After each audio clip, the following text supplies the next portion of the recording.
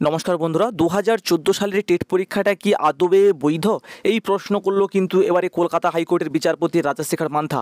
তো 2016 SSC panel বাতিলের পরেই কিন্তু বড় প্রশ্ন করে বসলো এবারে কলকাতা হাইকোর্ট। হ্যাঁ বন্ধুরা, কলকাতা হাইকোর্ট কিন্তু এরকম প্রশ্ন কিন্তু করেছে। তো 17 দফা অনিয়ম এবং যোগ্য অযোগ্য প্রার্থীদের পৃথক না করতে পারার জেরে 2016 সালে স্কুল সার্ভিস কমিশনের নিয়োগের গোটা প্যানেলকেই কিন্তু বাতিল করে দিয়েছে কলকাতা হাইকোর্টের বিচারপতি দেবাংশু বসাকের ডিভিশন বেঞ্চ। তো এবার 2016 সালের প্রাথমিক টেট মামলায় সেই একই সমস্যায় সম্মুখীন হয়েছেন বিচারপতি রাজশেখর মান্থা। ঠিক আছে, তো ওনার এজলাসে কিন্তু এই মামলাটি উঠেছে। তো শুক্রবার এই মামলায় বিচারপতি পর্যবেক্ষণ সিবিআইয়ের রিপোর্টে এই পরীক্ষা নিয়ে অনেক অনিয়মের কথা উঠে এসেছে। তো প্রাথমিক শিক্ষা পর্ষদ টেট পাস করা এবং ফেল করা প্রার্থীদের আলাদা করতে পারছে না।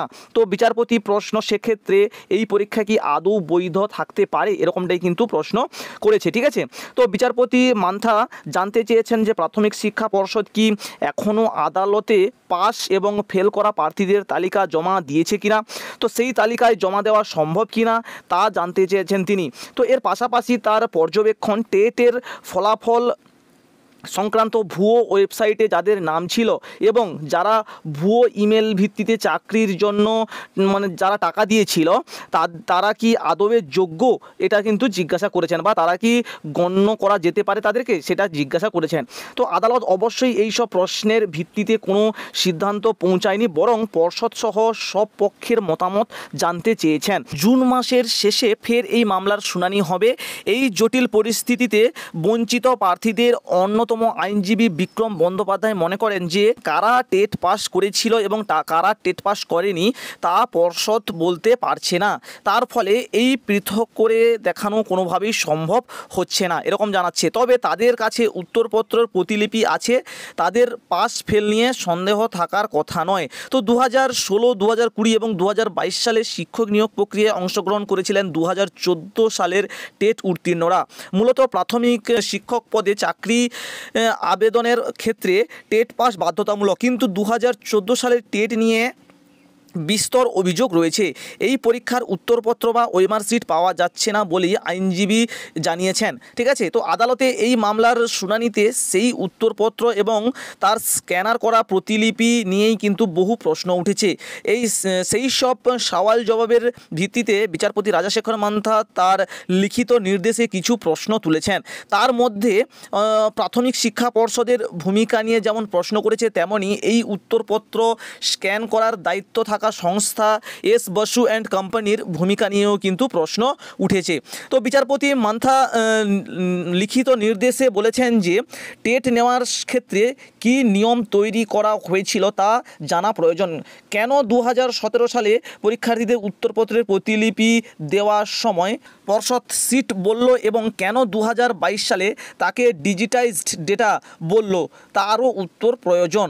কেনই বা টেন্ডার ছাড়াই এস বসু অ্যান্ড কোম্পানিকে বরাত দেওয়া হলো এবং কিসের ভিত্তিতে সেই বরাত দেওয়া হয়েছিল।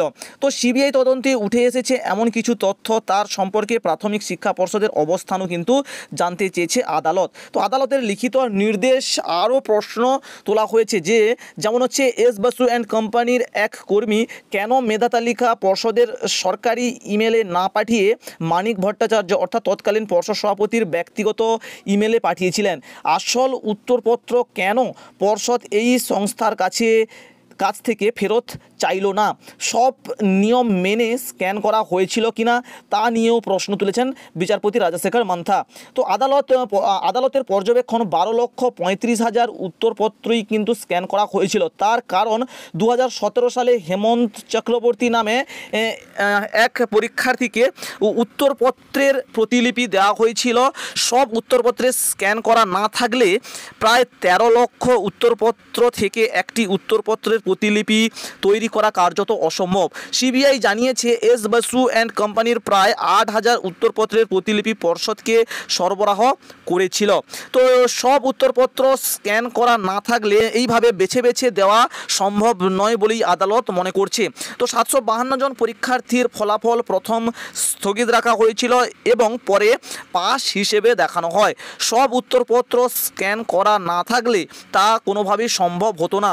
সব উত্তর উত্তরপত্র স্ক্যান করা না থাকলে 2830 জন পরীক্ষার্থীকে বাড়তি 1 নম্বর দেওয়া সম্ভব হতো না বলে মনে করছে কোর্ট। তো বন্ধুরা, তোমরা আশা করি বিষয়টা বুঝতে পারলে। তো কি হয়েছে শুনানিতে এবং কি প্রশ্ন করেছে আদালত পর্ষদের উদ্দেশ্যে সমস্ত কিছু কিন্তু বিস্তারিত তোমাদের কাছে আলোচনা করলাম। তো মোটামুটি তোমরা এবারে কমেন্ট করে জানাও যে 2014 সালের যে টেট ক্যান্ডিডেটরা যারা টেট পরীক্ষা দিয়েছিল তারা আদবে বৈধ কি না, সেটাই হচ্ছে কিন্তু বড় প্রশ্ন। কেননা 2016 এসএসসি প্যানেল বাতিলের পরেই কিন্তু বড় প্রশ্ন করে বসলো এবারে কলকাতা হাইকোর্টের বিচারপতি রাজাশেখর মান্থার মানে বেঞ্চটা। ঠিক আছে, তো এই হচ্ছে বিষয়। তো অবশ্যই তোমরা কমেন্ট করে জানাও আর চ্যানেলের সঙ্গে থাকো, নিত্য নতুন আপডেট পেলে অবশ্যই তোমাদের কাছে আলোচনা করব। আর 2022 সংক্রান্ত যে প্রশ্নভুল মামলাটা হয়েছে সেখানে কোন কোন প্রশ্নগুলো ভুল রয়েছে সেগুলো নিয়ে খুব তাড়াতাড়ি তোমাদের সাথে আবার দেখা হচ্ছে। আজকের মতো টাটা, জয় হিন্দ, বাই।